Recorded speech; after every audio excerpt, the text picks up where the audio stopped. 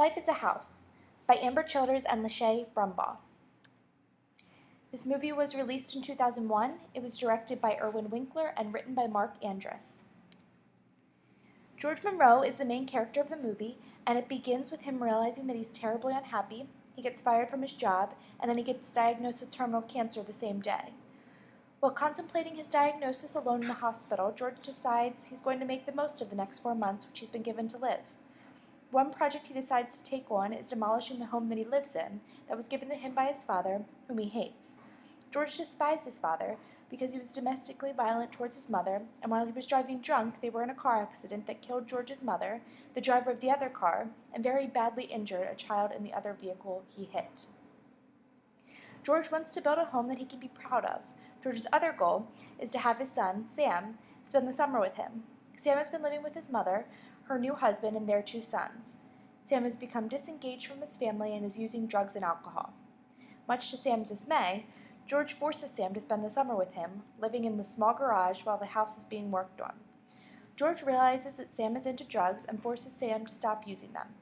The only reason Sam decides to stay around is because of Alyssa, the girl who lives next door.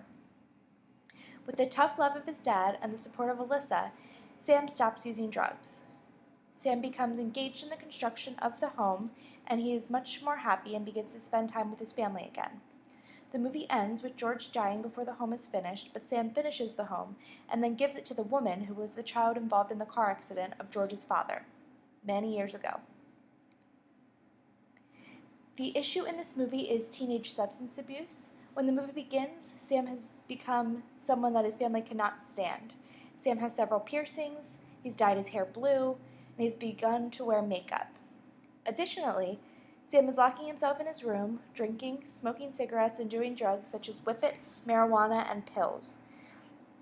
The Huffington Post published an article with information from a study, and it estimated that about 17% of American students are drinking, smoking, or using drugs during the school day. Though the survey only included 1,003 students, 86% of them said that they were aware of classmates using and abusing substances during the school day. According to a study done by Teen Rehab, 50% of high school students, seniors, have used some kind of drug. They also reported that 60% of teens report drugs being sold, kept, or used at their school. Our multi-systemic analysis. The youth is Sam, and he's 16 years old, and he's having some inner conflicts that are leading to his rebellious behaviors. Sam's parents are divorced, and his father has not been involved in his life. Sam's mother does not seem to implement many rules or consequences with Sam, which may be perpetuating his negative behaviors. Sam likely started using drugs and alcohol to escape his feelings and problems. Maybe it was a cry for help, but when his mom didn't do anything about it, the problem continued. Sam is in the stage of middle adolescence, and this stage includes the completion of puberty and physical changes in appearance, reaction to these changes, increased autonomy, beginning of identity development, heightened social situation decision-making, and the consideration of physical attractiveness. In Erikson's stages of psychosocial development, Sam would have fallen into the challenge of identity versus role diffusion. And this is where a child must develop a sense of who they are and where they're going in life, or they become confused about their identity. A risk factor for Sam might be family disruption, as disruptions in the family, such as divorce, may threaten to derail adolescent development. A protective factor for Sam later in the movie could be his father, because the involvement of positive caregivers and those who are providing guidance, support, and supervision, as well as the involvement in family activities, decreases a teen's likelihood to use drugs. The family context. At the beginning of the movie, Sam's day-to-day interactions include his mother and his 2 younger half-brothers, and occasionally his stepfather, but he's always working. Sam's mother appears to care about him, but does not make any reasonable efforts to get Sam to stop using drugs. Sam's mother seems to have given up on him, not sure what to do, and this allows Sam to continue to do whatever he wants. Once George, Sam's father, decides to take Sam to his home for the summer, there are more rules and consequences placed on Sam. When Sam's father finds a bag of marijuana, he flushes it down the toilet. If Sam wants something, he has to work on the house with his father to get money for what he wants. Another person that Sam interacts with daily after he moves in with his father is the neighbor at his father's house, Alyssa. Alyssa goes to school with Sam, and she makes Sam feel welcome from the beginning, and eventually the two develop an intimate relationship, and Alyssa is a huge support for Sam, especially when he discovers his father has cancer. The positive impacts of Sam's father and Alyssa really seem to change Sam, and he stops using drugs and becomes more social and involved in his family, and he becomes someone they want to be around again. The environmental context. Sam attended a high school in a very wealthy community where it appeared to be a predominantly Caucasian population. In the movie, cliques in the high school were also present, such as preps, rich kids, jocks, gothics, and nerds. Sam lived in a well-established community where money did not seem to be an issue. In the beginning of the movie, the neighborhood's social cohesion seemed to be lacking. Many of the neighbors were rude to George, and many parents seemed to keep to themselves. Toward the end of the movie,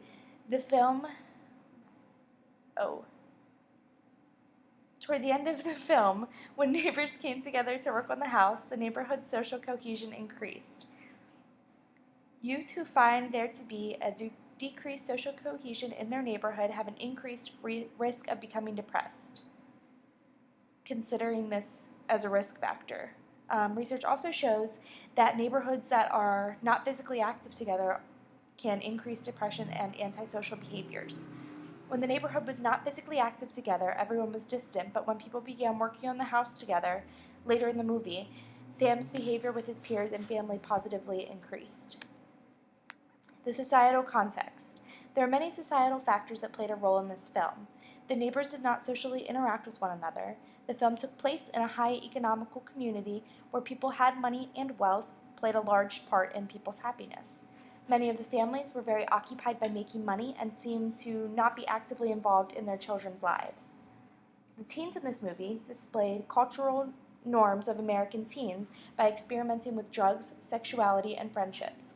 Research has shown that adolescents with negative personal factors are more likely to experiment with drugs. Research has shown also that there are more than 16 million Americans aged 12 and older who have used an illegal drug substance. Now for our interventions, and as you can see, we've kind of done this in a trifold type of way.